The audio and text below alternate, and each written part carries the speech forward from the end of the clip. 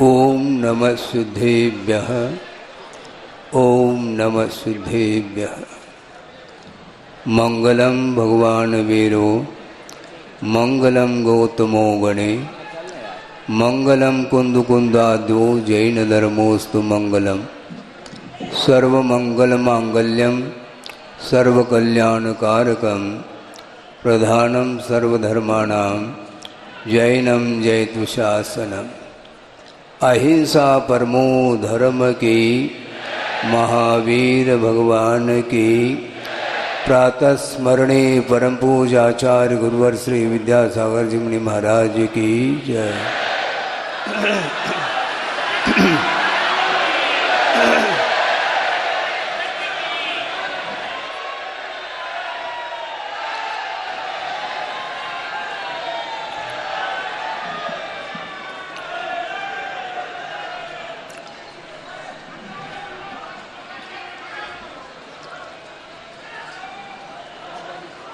आगम में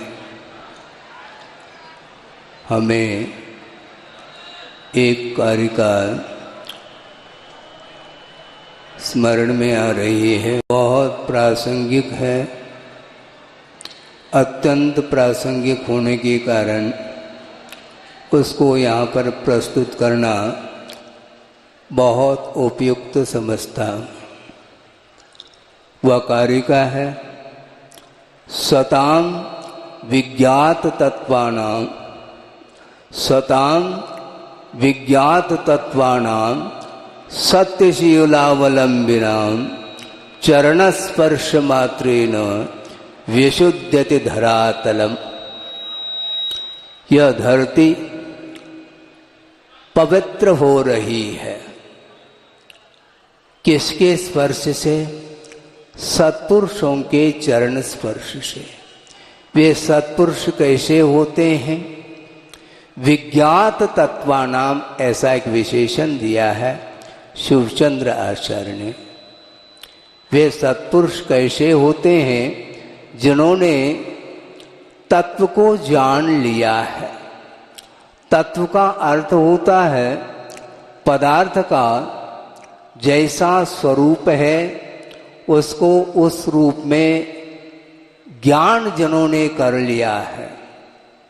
सत्यशीलावलंबिना, पदार्थ को मात्र जानना पर्याप्त नहीं, किंतु जिन्होंने सत्य और शील का अवलंबन लिया है, ऐसे सत्पुरुषों के चरण स्पर्श से विशुद्ध्यति धरातलम। ऐसा यह धरातल पवित्रता का अनुभव कर रही है।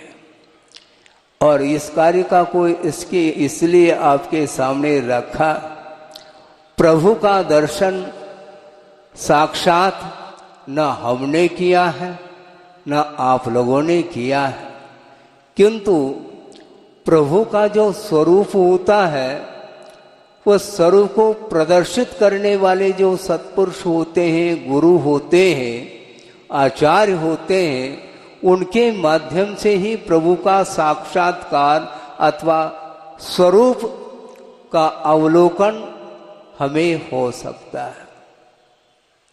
गुरुदेव आपके सामने उपस्थित नहीं है, व्यवहार की दृष्टि से बिल्कुल ठीक है, किंतु उन्होंने पूरे समूचे विश्व के लिए जो प्रकाश दिया है, वह प्रकाश मैं समझता हूं न भूतो न भविष्यति। और इस प्रकार का प्रकाश वही दे सकता है जिसने सत्य और शील का अवलंबन लिया है। बहुत कठिन है शास्त्र का अध्ययन करना, शास्त्र को पढ़ना और शास्त्र की व्याख्या करना। बहुत मिल सकते दुनिया में, किंतु सत्य और शील का अवलंबन करना खेल नहीं है बंधु। गुणभद्र स्वामी ने भी कारिका दी है, उसका अनुवाद भी गुरुदेव ने किया है। जिस समय उस अनुवाद को हमने पढ़ा, हमारी आंखें और खुल गई। गुणभद्र स्वामी ने प्रसंग दिया है, मूल तो संस्कृत में है और उसका अनुवाद बहुत ही साहित्यिक शब्दों में, छंद में मूलकार के भाव को प्रस्तुत किया है हिंदी भाषा में। उनका कहना है, आचार्य महाराज का, गुरुदेव ने अनुवाद किया, हम कर क्या सकते हैं, हम पढ़ भी नहीं सकेंगे, ये ध्यान रखो, लिखना तो बहुत दूर की बात।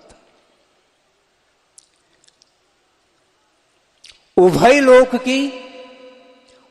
लोक की हित की बातें कई सुनाते सुनते थे, फिर से दोहरा रहा हूं, उभय लोक की हित की बातें कई सुनाते सुनते थे, विगत काल में भी दुर्लभ थे, सुनते सुनते गुणते थे। गुणने वालों की संख्या बहुत दुर्लभ है विगत काल में भी।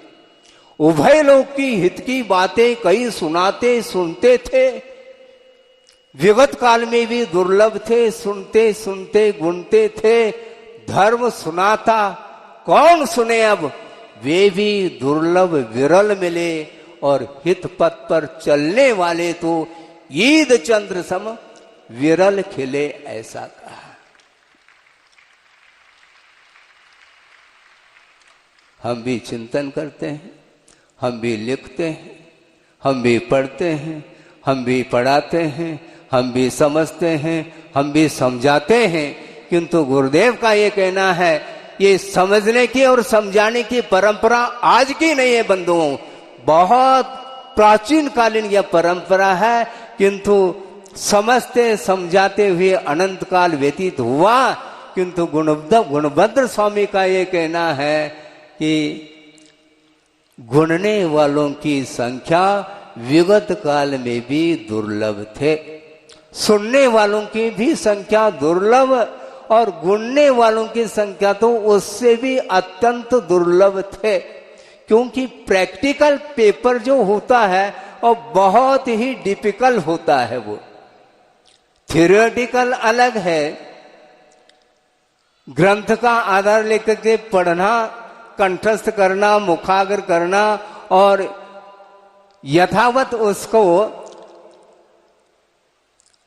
उसके व्याख्यान के रूप में विश्व के सामने रखना, ये तो फिर भी सरल है, क्योंकि ज्ञानावरणी का कर्म का क्षोभशम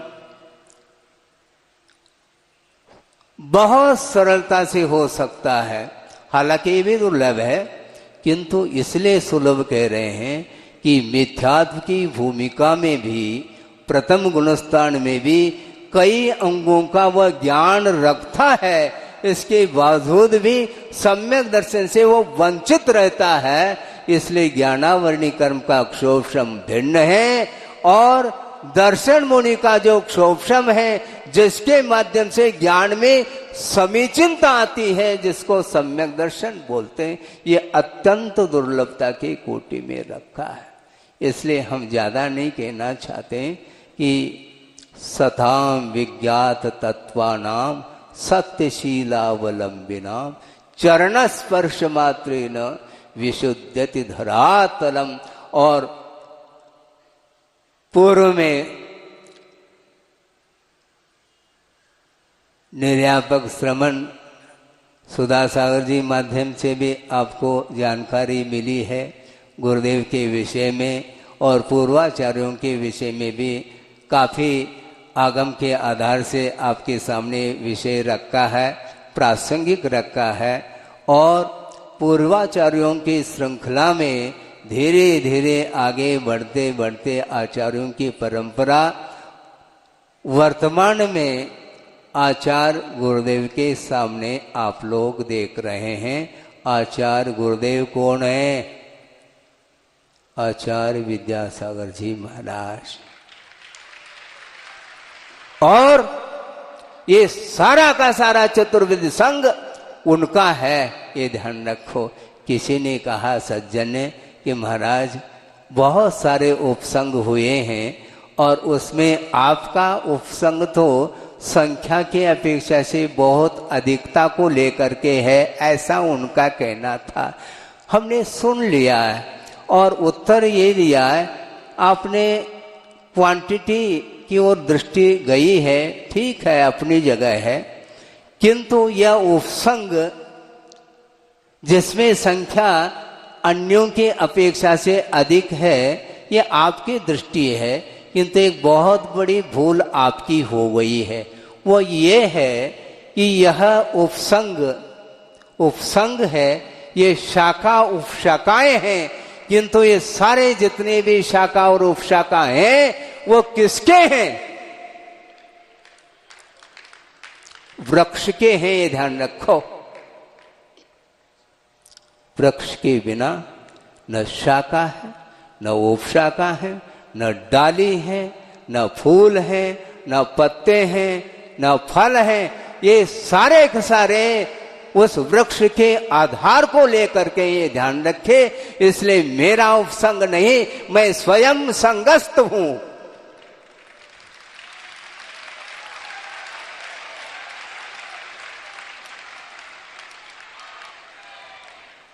तब उनको बात समझ में आ गई है। वो सामने जितने भी भक्तगण होते हैं वे भक्ति करते हैं और भक्ति करने की सबको स्वतंत्रता है, बिल्कुल ठीक है। और भक्तगण भगवान की भी भक्ति करते हैं और गुरु की भी भक्ति करते हैं, किंतु ये ध्यान रखो, भक्ति मुक्त कंठ से करो, किंतु जिसकी भक्ति की जा रही है उसको अलर्ट लेना पड़ता है, ये ध्यान रखो। आचार्य महाराज कहते हैं गुरु की भक्ति तो भक्तगण करते हैं, किंतु गुरु की परीक्षा उसमें होती है। महाराज इसमें क्या परीक्षा हो रही है? हाँ बिल्कुल परीक्षा है, क्योंकि मुक्त कंठ से गुरु की प्रशंसा भक्त करता है, किंतु उस प्रशंसा के प्रवाह में आकर के यदि मन में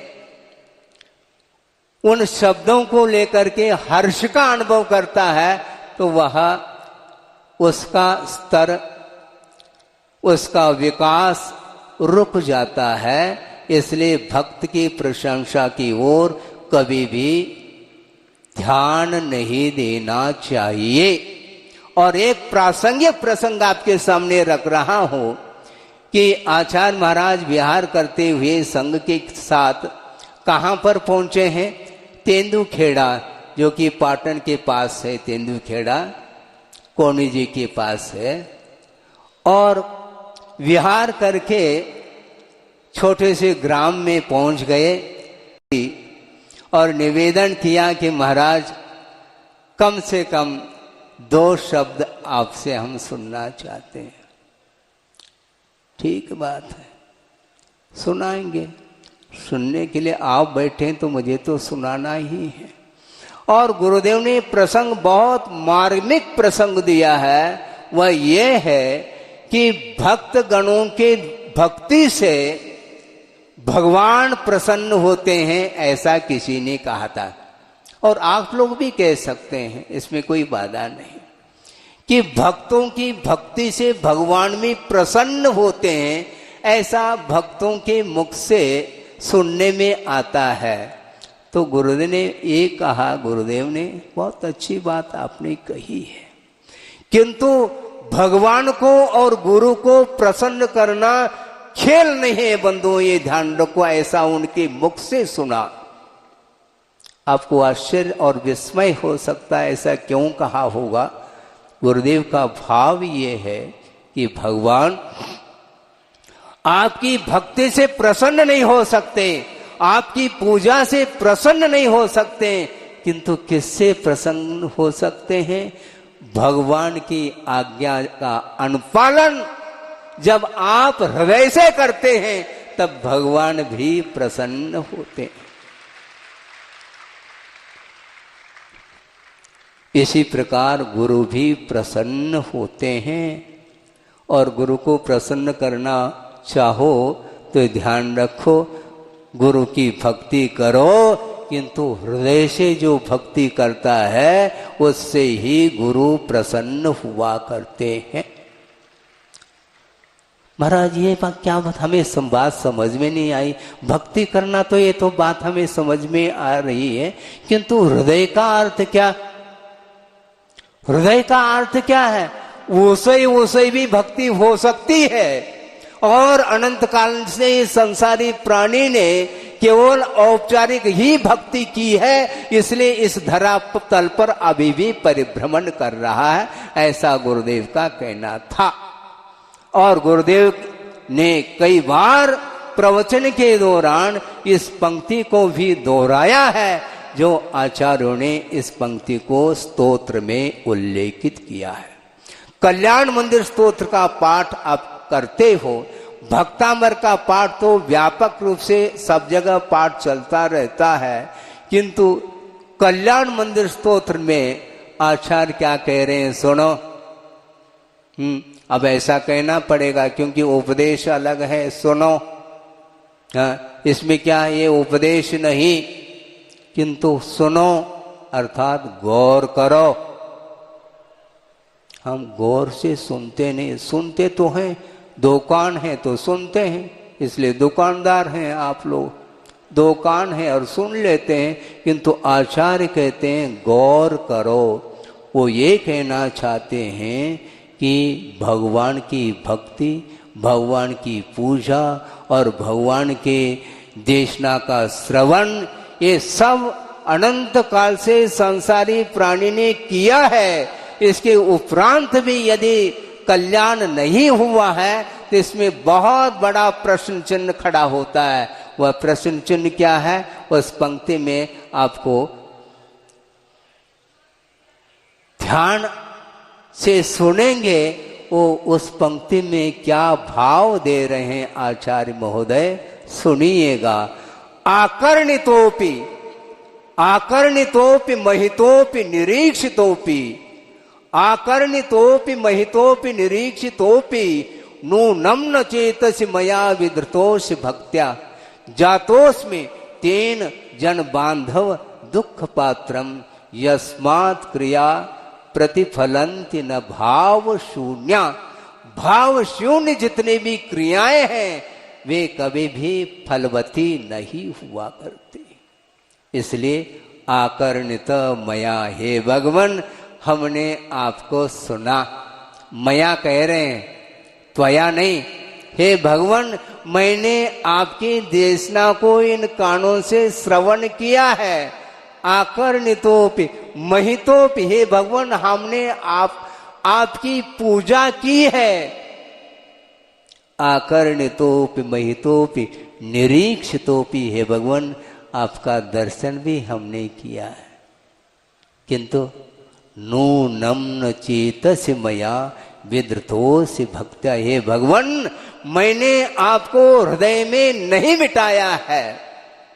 भक्ति के साथ आपकी भक्ति तो की, किंतु उसे भक्ति करने के कारण वह परिभ्रमण ज्यों का त्यों बना हुआ है। हमें परिभ्रमण नहीं करना, हमें यात्रा करनी है। यात्रा और परिभ्रमण में जमीन आसमान का अंतर है।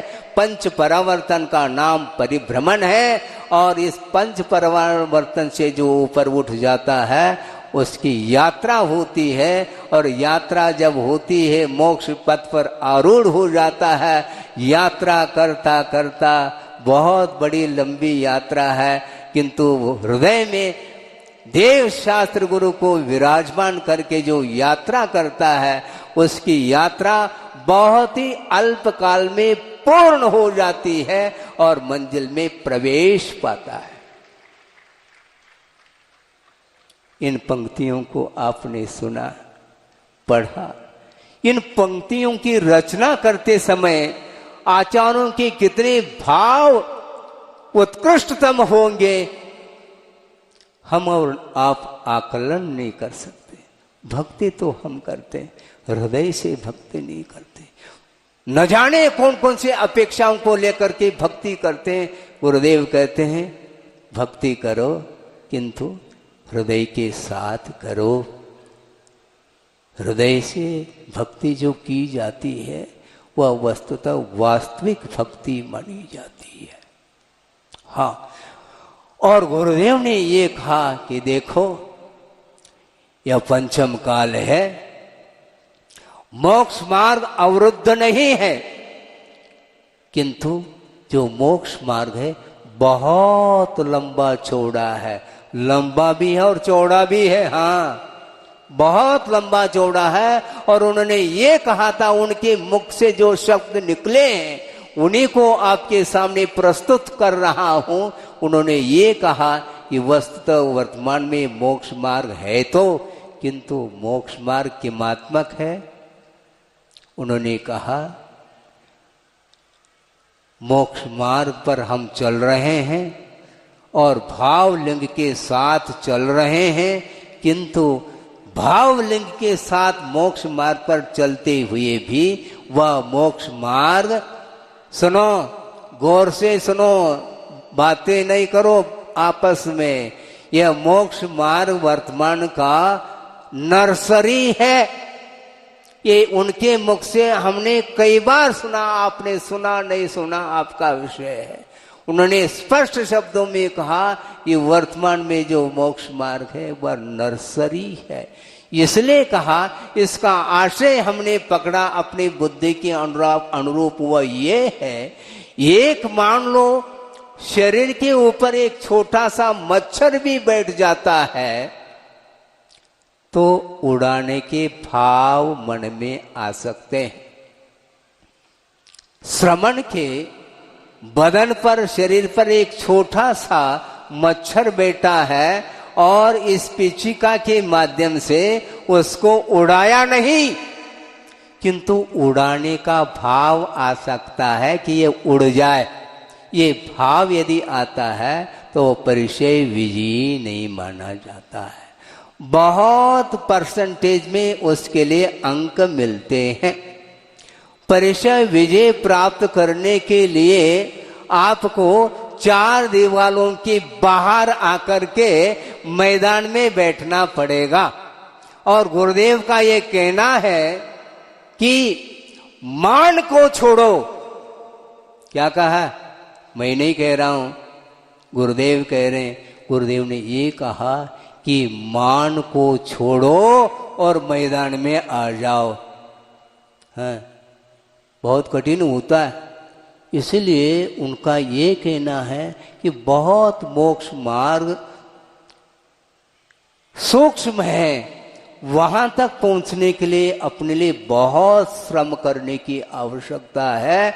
और मात्र शारीरिक श्रम हमें पर्याप्त नहीं, किंतु वह जो आंतरिक साधना है, अंतर्दृष्टि को लेकर के जो साधना की जाती है, वही साधना मंजिल तक पहुंचाने में सार्थक सिद्ध होती है। वह साधना, और वो साधना के माध्यम से ही कर्म कट जाते हैं। हमें मात्र शरीर को दग्ध नहीं करना, शरीर को दग्ध नहीं करना, किंतु मोह की अंत्येष्टि करने के लिए साधना की जा रही है। किसकी अंत्येष्टि? मोह की अंत्येष्टि। क्योंकि अनंत बार इस संसारी प्राणी ने जन्म और मरण को किया है, अनंत बार शरीर को धारण किया है और वो मरण को भी प्राप्त किया है। बार बार शरीर मिलता है और वह विलीन हो जाता, नष्ट हो जाता है, किंतु शरीर के आधार से और भावों के माध्यम से पर पदार्थों के साथ संबंध रखने से, वो संयोग के माध्यम से जो पाप का अर्जन होता है उसका क्षय जब तक हम हृदय से साधना, अंतरंग साधना नहीं करेंगे, तब तक वह मोहनी कर्म दग्ध नहीं होने वाला है। इस उपदेश को सुनने के लिए ही जो मुख्य अतिथि के रूप में आए थे, उन्होंने इस देशना को, उपदेश को सुन ली है और वो आगे बढ़ रहे हैं। मैं इतना ही कहना चाहता हूँ कि वस्तुतः गुरुदेव की जो दृष्टि है वह पूरे संघ की दृष्टि संघ की दृष्टि, चतुर्विध संघ की दृष्टि निरंतर गुरुदेव की दृष्टि की ओर हो तो निश्चित रूप से वह हमारा जो आत्म कल्याण करने के लिए इस मार्ग को अपनाया है, इस पथ पर आरूढ़ करने का जो साहस किया है और निरंतर इस पथ पर बढ़ने के लिए निरंतर साधना करने के लिए तत्पर हैं हम और आप, किंतु इस साधना की सार्थकता वस्तुतः हृदयंगम करने से ही संभव है। इसलिए सताम विज्ञात तत्वानाम सत्यशीलावलंबिना, सत्य और शील का अवलंबन लेना अनिवार्य है। और संसारी प्राणी पता नहीं किन किन अपेक्षाओं को रख करके कदम कदम पर वह असत्य का सहारा लेता है और उसके कारण ही उसका मार्ग अवरुद्ध हो जाता है। इसलिए गुरुदेव कहते हैं सत्यशीलावलंबिनाम, शील का अवलंबन ले लो और सत्य का जिसने अवलंबन लिया है निश्चित रूप से सही माने में वह अहिंसा की उपासना कर रहा है, क्योंकि अहिंसा की उपासना बिना सत्य और शील के संभव नहीं है। शील और सत्य और अन्य जितने भी व्रत हैं वे सारे के सारे अहिंसा के परिकर हैं। अहिंसा केंद्र में हो तो निश्चित रूप से ये सारे सारे परिकर की सार्थकता सिद्ध होती है। ज्यादा हमें नहीं कहना है।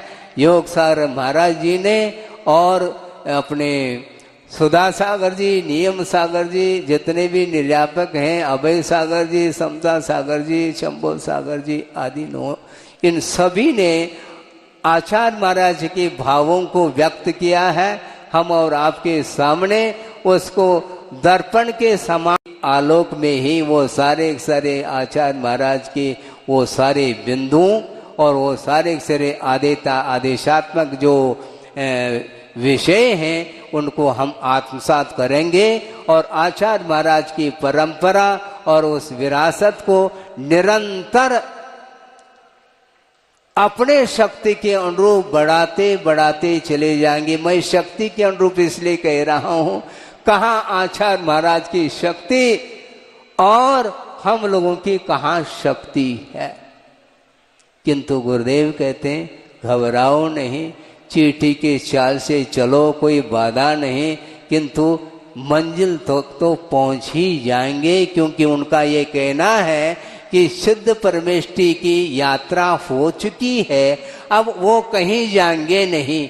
लोक के अग्रभाग पर वो विराजमान है, उनकी अब आगे गति नहीं, वह गमन नहीं करेंगे। इसलिए चींटी की चाल से भी चलेंगे तो निश्चित रूप से एक दिन लोक के अग्रभाग पर आप भी पहुंचेंगे और अनंतानंत सिद्ध परमेष्टियों के बीच में अपने को भी स्थान मिलेगा। और जिस प्रकार अनंत सुख का संवेदन वे प्रति समय कर रहे हैं और केवल ज्ञान के माध्यम से विश्व को जानते हुए भी पर पदार्थों से उनका कोई भी प्रभाव नहीं है, उनका उपयोग किसी भी पर वस्तु से प्रभावित नहीं होता, किंतु निजानंद रसलीन वाली बात है। निरंतर केवल ज्ञान के माध्यम से विश्व आ रहा है उस केवल ज्ञान रूपी दर्पण में, किंतु जानने का कोई उन्हें विकल्प नहीं, केवल संवेदन होता रहता है। इसलिए सकल गेय ज्ञायक तदपि निजानंद रसलीन सो जिनेन्द्र जयवंत नित अरे रज रहस विहीन कहा है। इसलिए इस प्रकार के आचार्य महाराज की दृष्टि सबकी हृदय में समाहित हो और उसके माध्यम से उनके बताए हुए जो मार्ग है उस मार्ग पर हम अविरल रूप से बढ़ते रहें। हमें मार्ग बनाना नहीं, किंतु मार्ग जो प्रशस्त किया है उसको निरंतर मन वचन काय से उस पर चलने की आवश्यकता है। और गुरुदेव से प्रार्थना करता हूँ, हे भगवान, आपने जिस प्रकार इस प्रशस्त मार्ग पर पूरी शक्ति के साथ निरंतर बढ़ते गए और विश्व को भी प्रकाश दिया है, हमें प्रकाश देने की आवश्यकता नहीं, क्योंकि उनके दिए हुए प्रकाश में और उनके आशीर्वाद से ऐसी शक्ति प्राप्त हो, ऐसा मनोबल प्राप्त हो, जिसके माध्यम से निरंतर सच्चे देवगुरु शास्त्र के आराधना करते हुए हम अपने लक्ष्य को प्राप्त कर सकें। इस पवित्र भावना के साथ अहिंसा परमो धर्म की जय। प्रातः स्मरणे परम पूज्य आचार्य गुरुवर श्री विद्यासागर जी मुनि महाराज की जय।